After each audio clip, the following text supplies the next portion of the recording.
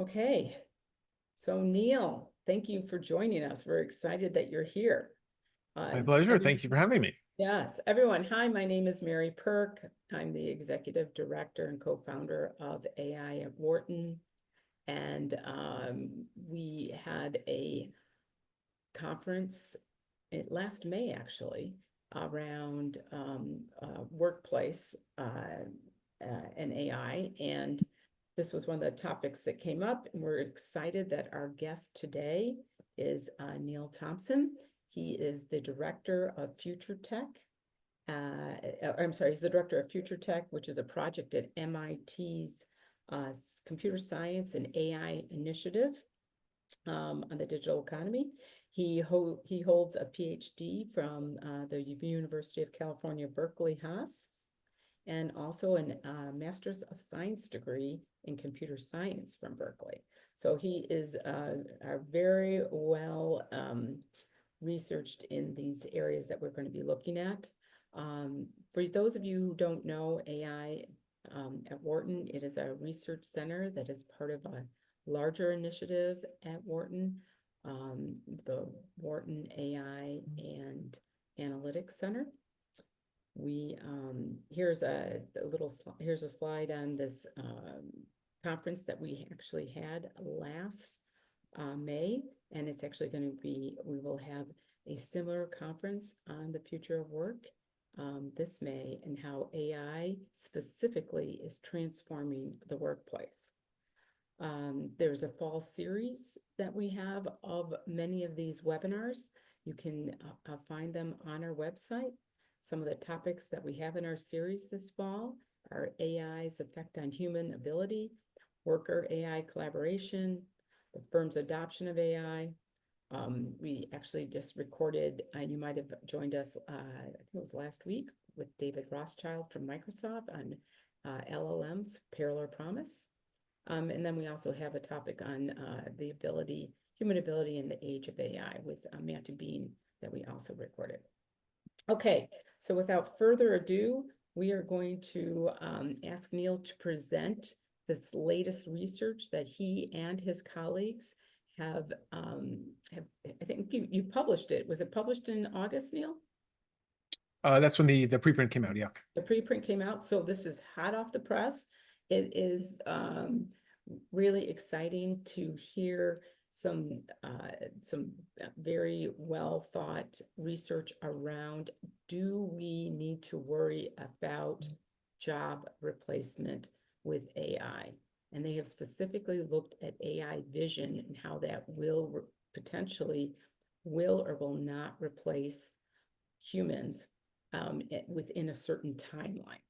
There's a couple of headlines that Neil will share with us, and then he will give us some context and framework in which to think how quickly will jobs be replaced by AI. And that's what I'm really excited to hear, because when you leave this series, or when you leave this webinar, you will have some context in which to think about it. And when you're reading these different research papers, as well as any information that's coming out in the press. So Neil, without further ado, I would like to let you have the floor.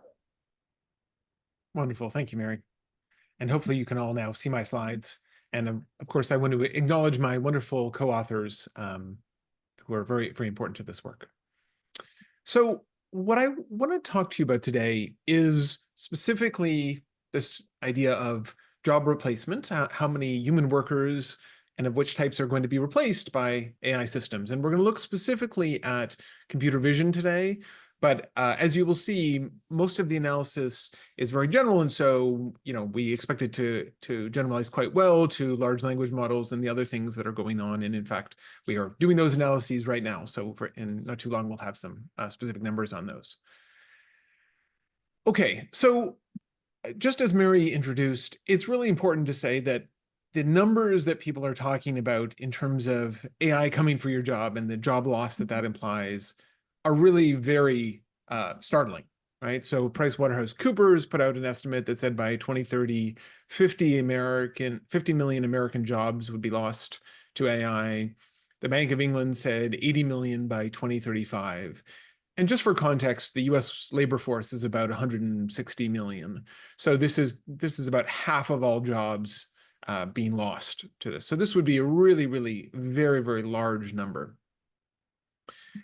Okay, so what's important to say though is when people you typically think about job replacement, they're often doing it in the terms of something that is usually called AI exposure. And what they mean by that is it's a task that you could imagine being done by an AI system.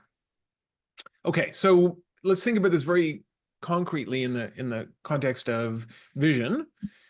So if you actually go and look at different jobs and you look at the tasks that are associated with them, you can go to this database called ONET from the Bureau of Labor Statistics, and you will see just this very nice list of jobs and tasks that exist. So for example, one of the jobs here is baker, and the tasks associated with that, two of those are to check products for quality and identify damaged or expired goods, to mix dough according to a recipe, etc. Now, if you ask, well, okay, could I imagine a computer vision system doing these different things? You would say, well, this bottom one, probably not, right? Mixing dough according to a recipe, that's a very physical thing. That's a computer vision system not going to be able to do that. This top one, checking products for quality and identifying damaged or expired goods, actually, you could imagine that. It's probably being done right now by someone who's actually feeling the produce and making sure that it's right or something like that. But you could imagine, installing the camera above it and having that camera say, oh, those tomatoes are bad, don't use those ones, or something like that. Okay, so you could imagine this being done. Now, the problem here is if you use an AI exposure framework to do this analysis, right, you would say, okay, well, this particular task is at risk of being automated from AI. And over the longer term horizon, you certainly could imagine that being the case. But in the short term, you actually have to ask a very concrete question, which is, would a business really want to replace the person currently doing that with such a system? Okay, so, again, let's be very concrete about this. So let's think about the cost effectiveness of it. So, if you interpret some of the data that's in that Bureau of Labor Statistics database, you would infer that about 6% of a baker's job is to check products for this quality, okay? Cost of a baker to their employer on average is $48,000 a year. And so in a small bakery, you would say there's $48,000 of salary times 6% of their job times 5 bakers gives you $14,000 per year. That's the savings you would produce if you created an AI system that had the same capabilities as a human to do this. Now, the problem here is, of course, that $14,000 a year is not very much money. And if you actually think about the cost of deploying such a system, like that $14,000 is much less than what would be required to take a system, customize it so that it works well for your business, and then deploy it. And so what that means is these bakers in these small bakeries are very well insulated from this automation, at least initially. Okay, and so that's really the thing that we're trying to get at with our analysis. And so we call this issue the last mile problem in AI. And what we mean by that is this idea that we are creating these systems, but these systems have particular functionality, and that may not be exactly what you need. And so in the same way that a telecommunications company can get the internet to within a mile of your house pretty cheaply, right? That last mile of customizing it for exactly what you need or bringing that telecommunications connection right to your door can actually be very expensive. And that's going to mean that some jobs where that last mile is expensive are not worth automating. Okay, so let me be, again, more concrete about this because I like being able to use real examples. So in computer vision, you typically have systems that are trained on databases. A lot of the early systems were done on this database. This is the ImageNet database from Stanford, from Fei-Fei Li's lab. But, typically you'd look at a whole bunch of internet pictures, for example, and you train your system. The problem is that most of the things you actually would want if you're a business actually are not necessarily on that. So what do I mean by that? So we did a case study with a company that makes the parts for drilling equipment. Okay, so what this looks like is, you look at that one in the bottom, you can see these big parts that are there. Sometimes those parts get damaged. And what's going to happen is the person who's manning that is going to take out their phone. They're going to take a picture of the part that's broken. They're going to send it to the company that makes the parts, and they're going to say, please send me one of these ASAP. I need to get the machine back online tomorrow. And the person on the other end has to look at that and say, oh, that's part R45. I will send them part R45. Now, the challenge is, if you wanted to replace what that human is doing, you need to have a vision system that's going to make that recognition. But a vision system that was trained on ImageNet, if you ask it what this part is, it's going to say like Chihuahua, right? It doesn't know part R45. And so in order to actually get the system to recognize part R45, particularly if it's, as in this picture, covered in mud and things like that, you need a whole bunch of very specific training data that is coming from you. And that training process, the engineering effort that's required, the cost of gathering the data, the cost of the compute of modifying the foundational model in order to do that, all of those things cost money, and those costs can add up. And so what happens is this takes us to a regime that economists know very well, because it's a very common one, which is you're going to have to make a big fixed cost investment up front in order to be able to make this technology work for you. And so that produces graphs that look like this in terms of costs. So what we have here on the x-axis is the scale of the deployment. When you have your AI system, how much are you able to use it on like many, many tasks or across the work of many, many people? And on the y-axis here, we have the average cost to perform a task. And so for humans, right, that task is pretty stable because you would just hire more people and they would have about the same costs. But for an AI system, right, you'd have to do a whole bunch of expensive training at the beginning. And so if your scale of deployment is small, your average cost is going to be very high because you can't amortize it. But as time goes, as you expand this over more and more people's work, you're able to get this. And at some point, you're going to have a crossing point where you get this minimum viable scale. And you say, before that, humans were the cheaper technology. They were better to use. After that, the machine were better. Okay, so what does this look like in the real world? Well, another example of a real task that's done with vision is in a grocery store. So if you're a retail supervisor, you go around the store and you say, okay, are the right prices on things? Are there places where the shelf is empty, where we need to refill what's on it? Now you can imagine this is a case where those scale economies really, really hit. So if you are Walmart, you absolutely could say, we have a lot of scale. It's definitely worth it to us to build a system that could recognize stuff and actually be able to do this. And in fact, they are doing this, right? They are already putting cameras into the ceilings of Walmarts to be able to do this automatically. By contrast, however, right, if you're talking about a little corner store, right, the cost to them of doing any kind of training on things that are unique to them, of recognizing the different lighting, anything else, right, would be way too expensive and probably not worth it anyway because the clerk is there and able to do it easily in downtime. And so there would be not very much value here. And so we would see this separation where for the big Walmarts of the world, we would see a lot of automation of this task. And for the smaller ones, we wouldn't see it. Okay, so this dynamic is going to play out across the economy, right? Either because these systems are too expensive or they just don't have the scale to cover it. What does that mean about how much difference there is between these estimates that are starting from anything that's sort of touched by AI could be automated to ones that are cost effective to automate? And the answer is there's a big difference. Okay, so let's make this very concrete. So you look across all of these different jobs in the economy, you'd see that about 35% of them have a task where you'd say, okay, if I could imagine a computer vision system doing this in theory, but if you then do this lens that say, well, but actually how many of those jobs are at risk when you actually take into account the cost effectiveness? And the answer is, maybe 8%. So there's this huge reduction, right? 80% of the things that you thought, might be automated, could be automated in the future, but not right now. They're not attractive to automate right now. Okay, and so, hopefully we'll get into this in questions, but then you might ask them to say, okay, well, if this is what's attractive today, what will be attractive in the future? And what we explore in the paper is we say, okay, well, what scenarios change this? And broadly, there are two. So the first one is that the cost of AI deployments can fall. So there's a lot of innovation going on in this area. People are trying to figure out, okay, how can we make these systems more efficient?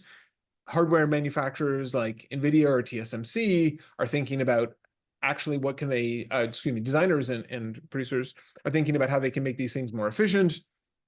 All of that reduces the cost of these AI deployments, and that makes it more attractive. But you actually need quite substantial cost decreases to get substantial increases in the share of jobs that are automated. The second thing that matters here is AI platforms, right? So you can imagine Walmart builds that system to look at this and they say, okay, we're going to sell it to other supermarkets. And ours is going to be a platform that everybody uses, or some third party might develop something similar. So that definitely can be very useful because it gives a much larger scale so that you can get these scale economies. And so that'll work very well up until the point where you say, well, there's something different about this place than your place. So I already sort of hinted at this, right? If Walmart is building the system and it's not, there are some products in the little corner store that don't match up with what's in Walmart, right? Then you can have a problem where the system would fail, and then you have these customization costs all over again. But if you don't have that, then these AI platforms is another important way that we can imagine these technologies spreading out. Okay, so I imagine lots of other questions come up here, but I think we'll get into them as we do the Q&A. So let me now turn it back to Mary, and just happy to get into the discussion about it. Well, thank you so much, Neil. That was really informative. And the best part about, I think, what you also presented were the use cases, so that people can't, use cases, stories, examples. You can use all those different terms. And this helps people put a framework around very useful research that then they can apply in their world. So thank you for doing that, helping with that translation, helping with the digestibility of the research. So first and foremost, we do have a question, but before we get into that question in the Q&A, and I'd like to say everyone who is online, if you could put any of your questions into the Q&A, is understanding here's an example. If I'm a business leader, let's take a large company, because I think you've made it very clear that smaller companies can't immediately take advantage of this right just yet. We haven't figured out that exact framework, but large companies can and should be thinking about this. There's right now, HR leaders are trying to map out what type of skills they will need for the next 3 to 5 years, with not necessarily knowing exactly what technology is coming in, how cost effective it's going to be. But when they're doing that, what particular areas where should they start? Where should they start, and what should they consider about their workforce that might change more quickly, that they should plan for? Do you have any frameworks for that? Because I think one thing you stated in the paper with your colleagues is that there will be job replacement. We just don't know when, and if it's going to be a hockey stick, if it's going to be really slow and it's going to be a hockey stick, or is this going to be a straight line? And does it matter on an industry? Or I think there's all these other considerations. So can you shed a little bit of light on that for senior leaders, HR leaders that have to put a plan out there, knowing what you've discovered? Absolutely. So let me give, I think, sort of the two dimensions of this that I think matter the most for deciding actually which tasks you imagine will be replaced and which ones won't. So the first one we talked about pretty extensively already, which is scale, right? So you can say either if the work that you'll be replacing represents a lot of time for people, or if it's something you're doing very, very frequently, right? Under those circumstances, you can imagine being able to defray these costs and have the scale, and that can be very, very, very valuable. The second thing, which I think is subtler, is that how expensive it is to make a mistake in doing a particular task. Okay, so let me anchor this in something like chatbots that we see for customer service, right?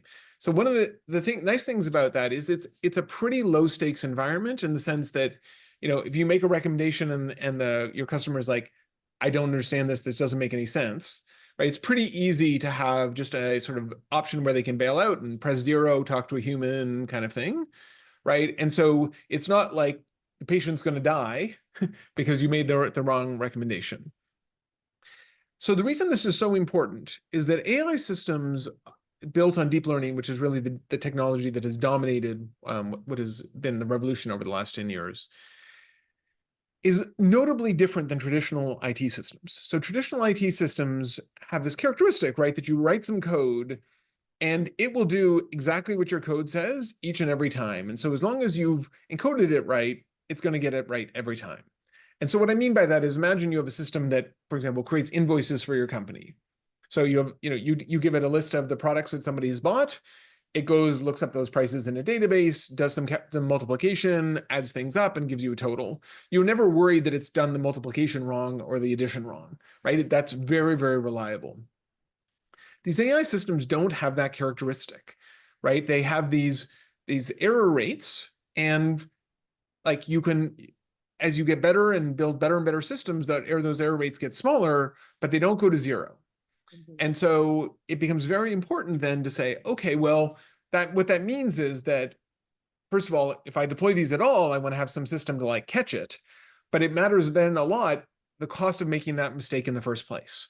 Because if you make a mistake, then it can create a problem. So let me give you a concrete example of this. So I was talking with someone from a pharmaceutical company the other day, and they were talking about how they try to use large language models to automate some of the regulatory filing process that they have. And in the end, they abandoned it because they said, when we try to do that, making a mistake in our regulatory filings could be, an enormously expensive mistake, right? And so we really don't want to submit anything that it has not been carefully checked by a human. And to the point where it's been carefully checked by a human, we're not saving any money having the large language model do it. Okay. And so I think, so this thing of like, okay, if the cost of making a mistake is not that great, and you can therefore afford to have, 70, 80, whatever percent, you don't need to be 99.999% accurate. That's another thing that makes a task much more attractive to automate. And I'll just add one more little addendum here, which is that one of the dominant paradigms of the way that deep learning systems are trained is that to get some reduction in the number of mistakes you're making, or the error specifically, requires some increase in the amount of cost of training such a model. So for example, you might say, well, if I have the error of a computer vision system, it might take me 1,000 times more data and compute to do it.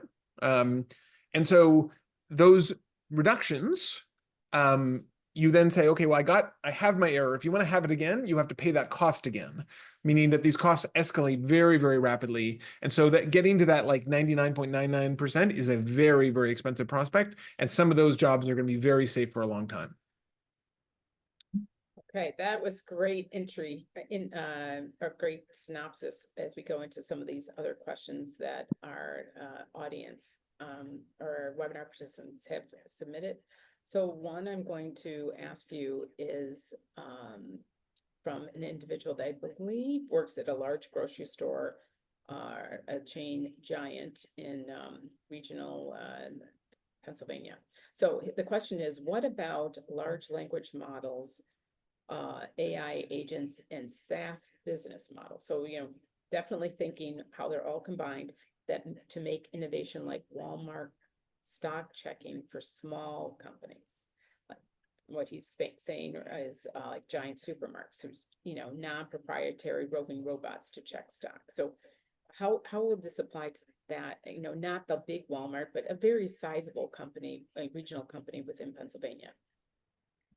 Yeah. So let me maybe generalize away, because I think large language models in particular were mentioned, but I think it's actually probably a couple of other systems that are gonna be most impactful for grocery stores. So we've already talked about computer vision and being able to detect these things. You can also use these deep learning models not in the form of a language model, but in terms of a numerical prediction. These I think is less discussed, but I think is very, very important. And it turns out that, again, deep learning has been very successful at doing numerical calculations very efficiently. And so I actually did a case study with a grocery store, a regional grocery store, specifically looking at this question of the numerical predictiveness about it.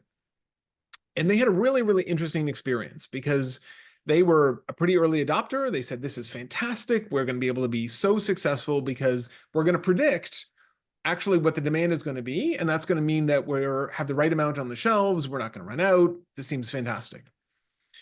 And so what happened actually was they tried to do this, and the sticker shock of the compute and all of the other costs that came with this was so high that initially they were like, okay, we're going to stop the project. And then like the consultant that was working with them was like, no, no, no, really, like we should keep pressing on. And so eventually they sort of are edging their way back into it. But really their first reaction was, no, we don't want to go down this road. Despite the fact that the actual benefit that they got is the errors they were making in prediction went down by a third, which is for grocery stores a huge number. That's a big deal. So what was really interesting for us about this example was that we went back after the fact and did the economics of this.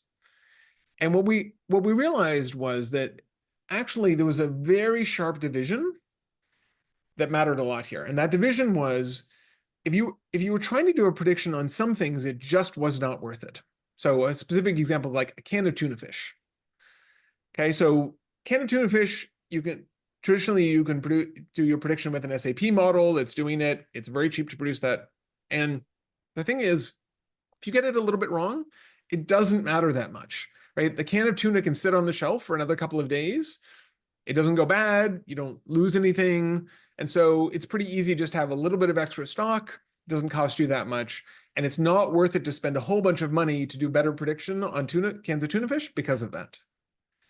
By contrast, if you think about something like fish that you have or bananas or something like that that go bad really quickly, then there's a ton of value in being able to do this better. Right. And what we found when we did the economics after the fact was that there was much, much more value that was created here. But you just had to realize that 80% of that value came from like 3 different areas, like fresh fruit, fresh meats, and I forget what the third one was, but it's almost all of the benefit was in that area. And so again, if you're a business person, you really should not be thinking about AI as like a scatter shot. You should be saying, what are the particular areas where there's a lot of economic value, right, that actually can come in, and that's where I should deploy my AI. So I was I did a lot of research in the grocery industry, and you're speaking all about the perishable goods.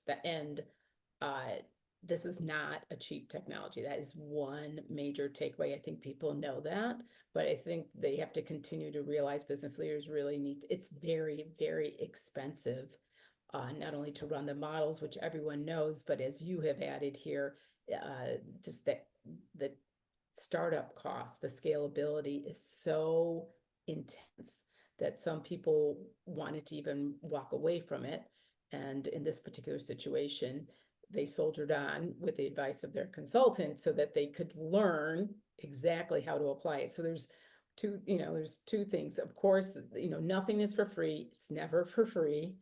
And you really have to always tie the benefits to the economic value that you will seek. So in your particular business, like grocery, where do you always have to get the prices right so that the movement is, accurate off the shelf? Otherwise you lose. To your point about cans of tuna fish, it's not high risk. This is, again, this whole theme that you talked about, risk, high risk versus low risk. If we get the pricing wrong for meat, we're done. But if we don't need to worry about that. But again, it's the volume. It's probably what are your high volume products and such. And that's just within the grocery industry. So I think people just have to take it to heart that this isn't it's not a universal panacea. Though it might be ubiquitous across all the departments that everyone's using AI, certain AI functions should be applied to certain use cases, but learning and leaning into how you apply that technology is important to start now, because there will be a hockey stick effect. And if your company hasn't already experimented with this technology and know how you can implement it across your best use cases, you're going to be left behind. I don't know if you want to comment on any of that. Yeah, so I guess the specific thing I wanted to comment on there is, when most of my answers here have been really grounded in the economics, but you bring up something that is really important here, which is just the sort of operational readiness of a company to do these things. And so one of the things that was also really interesting about the experience of this supermarket was that it took quite a while for the people developing the deep learning model to get it to be really accurate. And they were sort of startled by this, right? Because this is usually these systems are learning quite quickly. What they realized was that what was going wrong was that there was a whole bunch of the process of ordering and capturing it that was incorrect in the record keeping that they'd had. And so in particular, a couple of things that had happened. So one was traditionally they'd used an SAP system, right? And that SAP system had said order, 100 bunches of bananas, whatever. And the store manager would go in and say like, oh, instead of 100, I want to order 102, whatever, right? Based on some local knowledge they had about what people were doing. The problem is that those modifications were never captured. And so if the store manager said, well, I want 90 instead of 100, right? Then that bananas could sell out, but the system would still think that there were 10 on the shelf, right? So it didn't think like, oh, we had excess demand. It thinks like, oh, we had excess supply. And so it's giving exactly the wrong signal because that was never captured. The second thing is they saw that, for example, when stores were closed, no one was putting that into the system. So, there was a local holiday or whatever. And so all of a sudden the system was trying to predict zero demand at some time when it was just like, of course there's zero demand, that doors are closed. And so those kind of things as well, like it is very, very important to think about the quality of your data when you think about where you can deploy AI. And again, people want a magic bullet, but it does come down to data and discipline. Are you capturing the data and are you being disciplined how you tag it and store it and access it? And there's no replacement for that. And that's a lot of hard work and training and part of the culture that you have. Sometimes these adages live on for a good reason. They're very truthful. Yeah. Garbage in, garbage out. So we're not going to go down that path. I think people have heard it, but it's always good to re-emphasize that there is a shiny new object here, and it is very powerful. But if you haven't done some of these other basic things of knowing your business, knowing what is most important to your P&L, knowing which technology should go into which department, and then your data, it's for naught. We had some really interesting questions in the Q&A, and if you have one that you really want to look at, I'm going to pick out one, and then maybe you might want to pick out the other one. So if that's okay. This one I thought was from, it's Philip. I think it's from Philip. It says, AI allows for fundamental workflow distribution. For example, in the entertainment industry, we are seeing whole new ways of creating content that operate outside of the existing guild system. Guild system. Are you, by analogy, researching risks to horse and wagon manufacturing while the world is transitioning to car manufacturing? Very interesting question. So yeah, what are your thoughts on that? This is a great question, and I think it's a very important one. So, if you look at any existing set of tasks, right, we are by necessity looking at sort of the economy as it exists today. And I think as this question hints at, like, actually there are big changes. So, I think a nice analogy we can have here is electricity. So it used to be that manufacturing plants, for example, were run by water wheels, and therefore all of the equipment in these plants was run off of a drive power that was being turned by the water wheel, and everything was off that.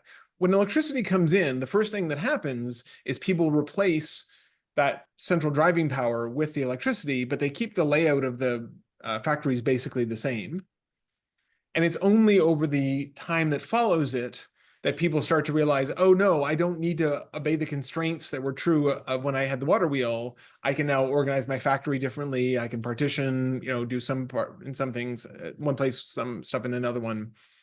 So in so much as like that's going to happen, and we certainly should expect it to do, indeed, we cannot capture that in ours. And I don't know anybody who's able to capture that in the research, precisely because we don't know, well, what is, what's the areas where we're going to have a brand new version of like car 2.0 right? But for whatever these different things are. So yes, I think it's a very good criticism that there will be new things that come in. Now, at least historically, that's taken quite a while, right? For all of those business models to adjust for, because often you can't adjust sort of just part of a system. Often you need to say, well, I'm going to adjust this, and then I'm going to adjust these other things. And so you can think, for example, of the containerization process, where, containers for shipping, there's incredibly important technology, but it took long, long time for that to go out because you needed to change trucks and ports and all those things.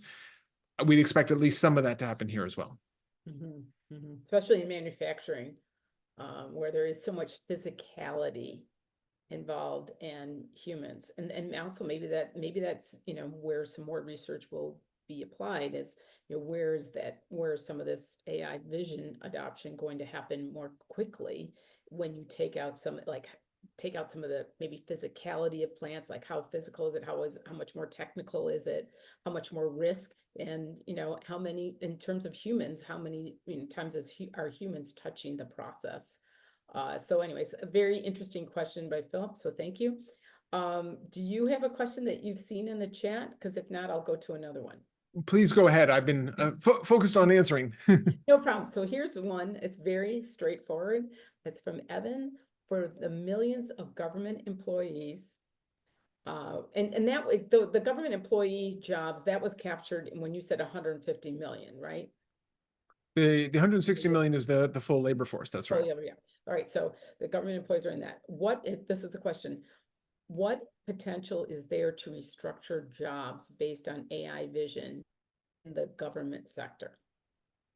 And is there more in the government sector, because potentially it is more document heavy than other industries? So I think this is a really good question for the government and for the government employees to be thinking about. Back to my original question of planning, the next three years. Yeah. So let me answer by analogy. And the reason I say by analogy is because there's sort of some data reasons why it's hard to actually measure this directly. But I think what we should expect is a couple of things. So I think there's definitely a potential for government to actually move pretty quickly in terms of this automation. That's for two reasons. So one is government has a lot of scale, right? Particularly if you think about some of the things that the federal agencies do where they're doing it across, hundreds of millions of people, right? Those have a ton of scale. And so those are very, very, will typically have very good economics for actually replacing stuff. And so I think that's really key. I think the second thing is, because you have a lot of tasks where, there could be a significant value of doing them better, right? Where you could say, get stuff out more quickly, and maybe that stops rework or something like that. Or, things like what we've seen with the IRS, where making the process of auditing better actually generates more revenue. All of those things make the economics of that quite a bit more attractive. Okay. Here's an interesting question that we haven't had we haven't really discussed during our time here. Do you think it would be insightful to examine the effectiveness of AI vision in differentiating between creativity and mechanical aspects of a task? So, for example, as discussed in the Baker case, AI vision could handle quality control, which you illustrated very well in your case, which is what I think why we all liked it. So that would be a more mechanical aspect, but it falls short in designing a unique recipe for baking bread, or a new holiday trend for for a certain piece, certain type of bread. So can you suggest any frameworks for computer vision along those lines? Yeah. So again, here I think I want to broaden our frame a little bit from computer vision for thinking about this, right? Okay. So you're certainly right that we can't immediately think of, well, how would computer vision be very useful for a baker in coming up with new recipes, right? That's not going to be very good. But the same underlying AI technology and deep learning can and is in fact being used for things like new recipe creation. But it tends to use differently. So I suspect at this point there's a bunch of people trying to do this with large language models as well, and that would be interesting. But people also have just done this numerically again. So, thinking about, okay, well, we know there's certain set of ingredients that are being put into these things in some certain quantities, and there's some kind of customer reaction that is going on of like, oh, I like this one, I don't like this one. And of course, there's typically a lot of testing in these kind of things. You can use that data to help you think about new flavors and new recipes that you could create. And that would be very achievable. And in fact, I wouldn't be at all surprised if you could, like, so I know that it's being done numerically in places. I wouldn't be at all surprised if you also start to see people, for example, trying to use these deep learning systems to say, well, modify this recipe to make it better, and see what what it has learned from reading all of the cooking blogs all over the world in order to do those things. So I think though that kind of creativity we should absolutely still think of as being potentially susceptible to automation in this way. And we just have to think of the kind of system that is going to be going on here. And so that's, one of the things that we're trying to do in the work that my lab is doing, to not just look at computer vision, but to look at all of these different areas, is to say, well, okay, here are computer vision tasks, here are large language model tasks. We're, going to be starting to do some work on what are tasks that could be automatable by robots. So all of these things have this characteristic of, okay, well, this task would be, this one wouldn't, but they'll have different timelines, different costs. And so you really need to think about those trade-offs to understand, well, yeah, okay, maybe these things could be done, but how long will it actually be until, that like new recipe designer at a fancy restaurant is actually replaced? That could still be a while. Right. And it's possible that as this is evolving, that chef, that baker, that person who's the head baker at a high-end restaurant, different roles that they're taking on. I mean, they might move, some of the roles might move outside of the kitchen to more experiential ways in which diners can enjoy the desserts or the sweets. I mean, so there's we don't know yet how humans then are going. Maybe there were some mundane things of looking up the exact measurements that you need for a recipe and having to test it 100 times.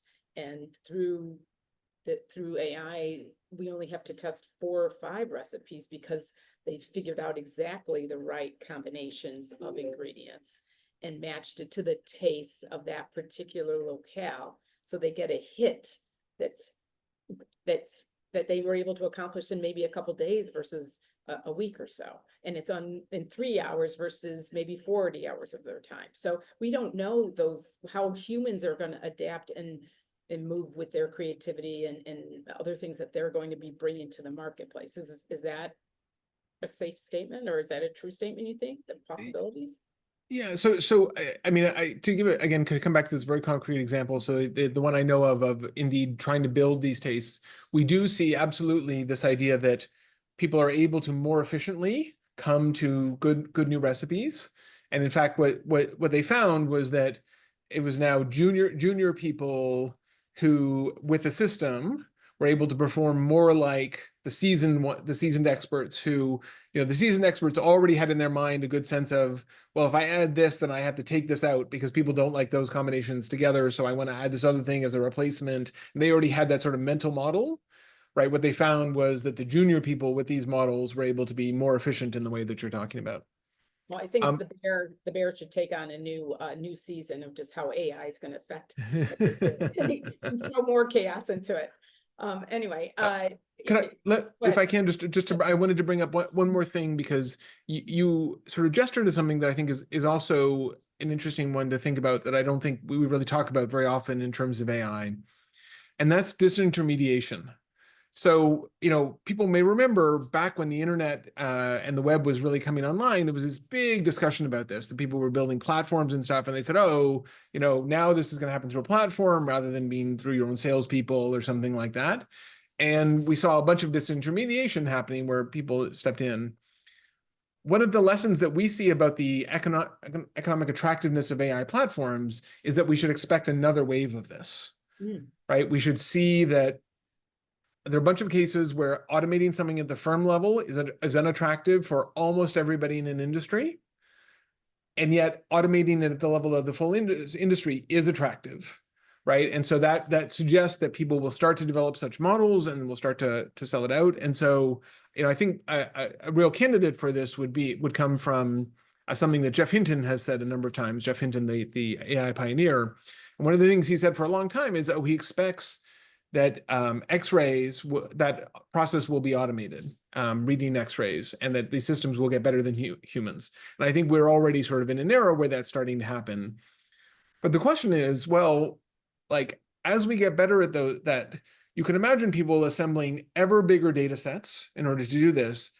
And then you could have a hospital that has to face this question of saying, well, I could send my X-rays to this one provider who has X amount of data and this other provider who has 10X amount of data or 100X amount of data. Which one do I want to send it to? I want to send it to the 100X one because they'll do a better job, right? And that, if you get that kind of characteristic, you could end up with a natural monopoly.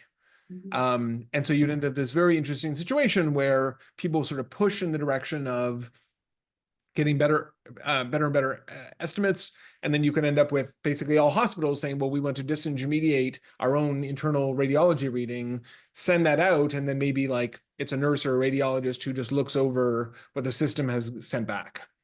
So I think that's likely to happen, and likely to happen at a bunch of interesting places.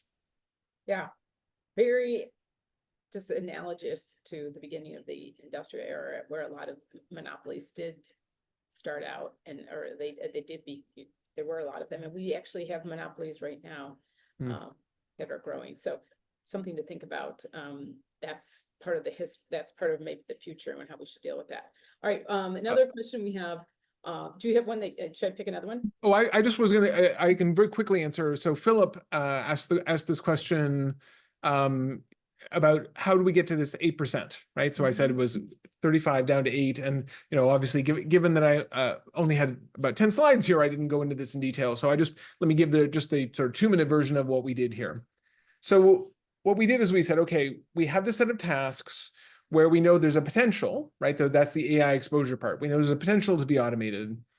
Then what we did is we did a big survey of people doing these jobs. And we said, okay, well, how accurate does the system need to be in order for you to use it? And people would say, oh, it needs to be 92% or 95% accurate or whatever, right? And we said, okay, below that, the system's not good enough. And then we drew on a lot of the case study work and a lot of the other empirical research that my lab has done to do a cost estimate and to say, well, building such a system would cost, in this case, $10 million, or in that case, $100,000 or things like that. And so we ended up with all these different prices. And then we did a calculation and we said, okay, of all, like, if we think about the distribution of jobs in the economy, right? We say, well, how many firms would actually want to pay that price to automate the number of workers that they have? And we say, oh, often, nope, not here, not here. Oh, the Walmarts of the world, yes, right? They want to do it for this thing. And so we're able to really go through and say, for each type of business, each size of business, is this an attractive investment? If the answer is yes, then we say that those jobs are attractive to automate now. If no, then no. And so that's how we get to that 8% number, is all that other percentage. We said, actually, once you take into account the firm size, the deployment, the cost, it's just not worth it. Okay.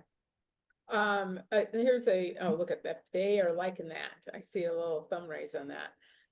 So here's a question. What percentage of the tasks in a knowledge worker job require computer vision, to your knowledge? And is it safe to assume the percentage is less, and hence these knowledge jobs, like entry-level roles at consulting firms and investment banks, are more susceptible to agent automation?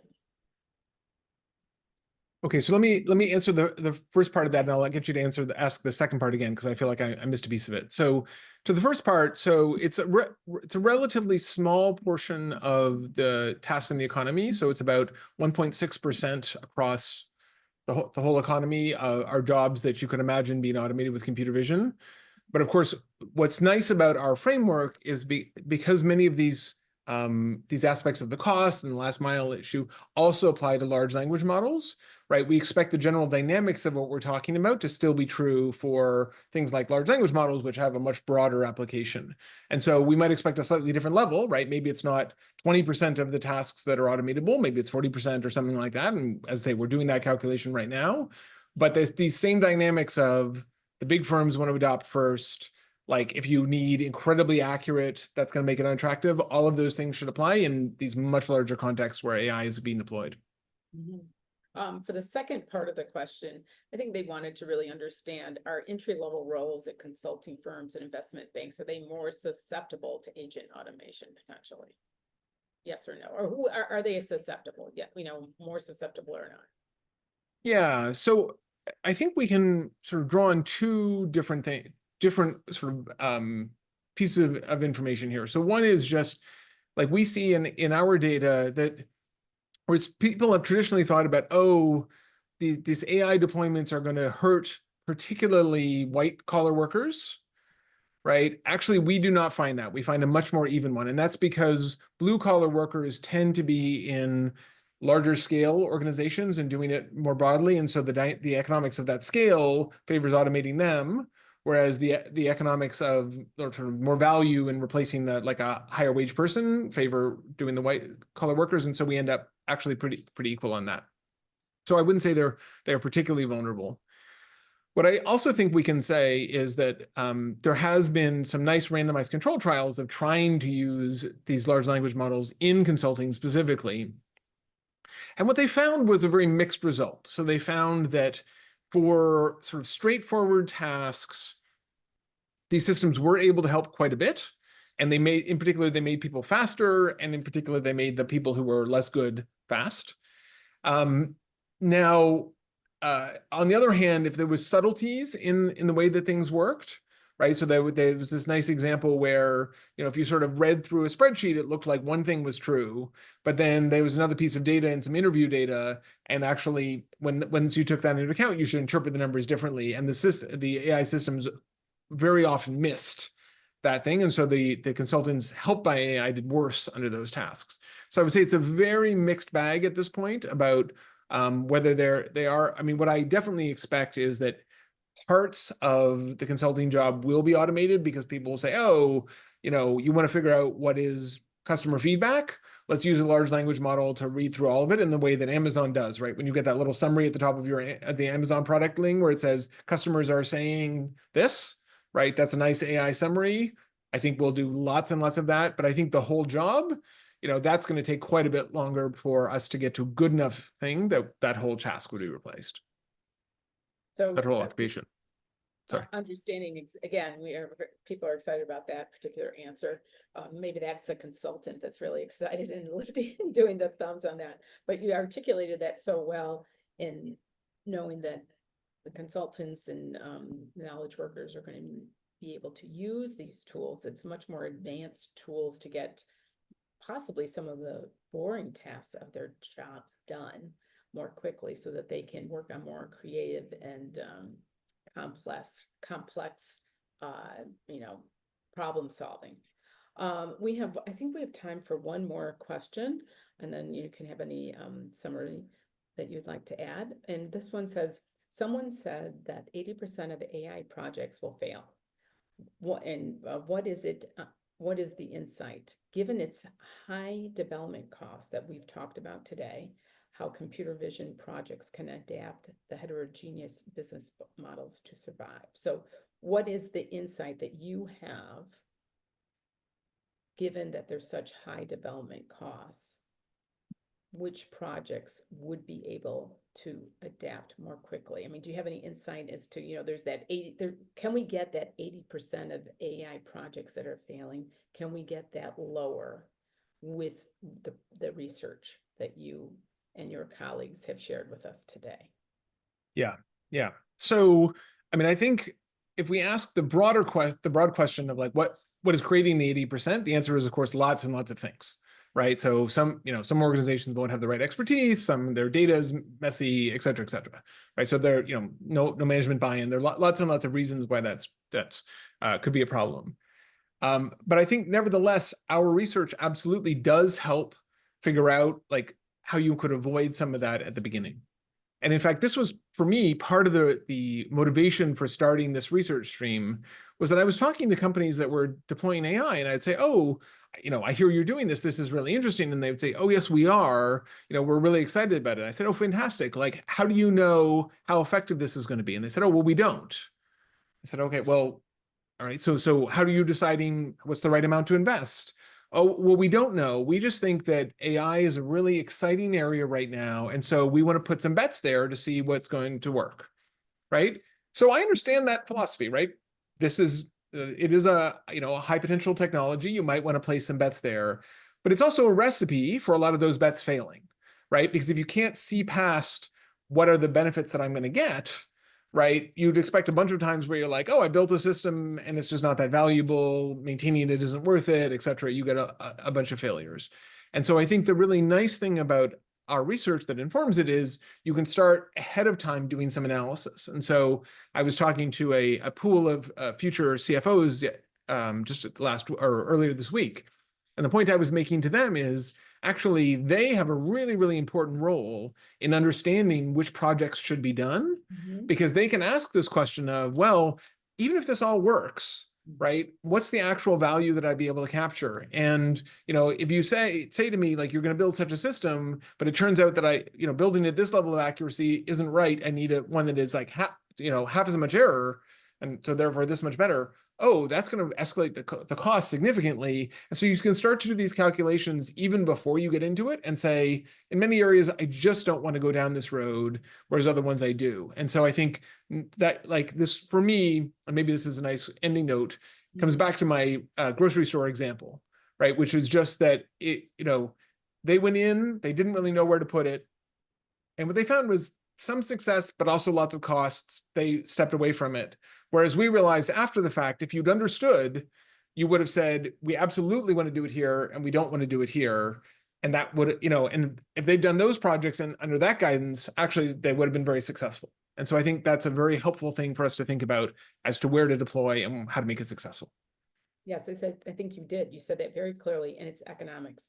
And so before nothing's for free. It's going to cost time and resources. So make sure you think long and hard around your own timeline, the timeline of in your industry, and the economics of what makes sense. It's, as I heard in one other webinar, it's like, try and move the big boulder. It might be hard to start moving, but it has that much economic impact. That's something you might want to tackle. But starting now is best, because there is this timeline. We just don't know exactly how fast it's going to accelerate. Well, Neil, I just want to say thank you so much for sharing this exciting research. We'd love to have you back as you update this research, because I'm sure you will be doing that. And we really appreciate your time, both at the conference when you were there, as well as today, in sharing that. And for those of you who've been on the webinar, we appreciate all the questions. We weren't able to get to them, but we will provide those to Neil, and potentially he'll be able to answer some of those at a later date. Thank you once again. Please join us again when we have our AI Horizon series. Come to our website, ai.wharton.upenn.edu. I'm Mary Perk, the co-founder and executive director for AI at Wharton, and our guest was Neil Thompson. Neil, shout out your the director of MIT Future Tech. And so you can reach him at MIT. Thanks a lot, Neil. Thanks, everybody. My pleasure. Thank you.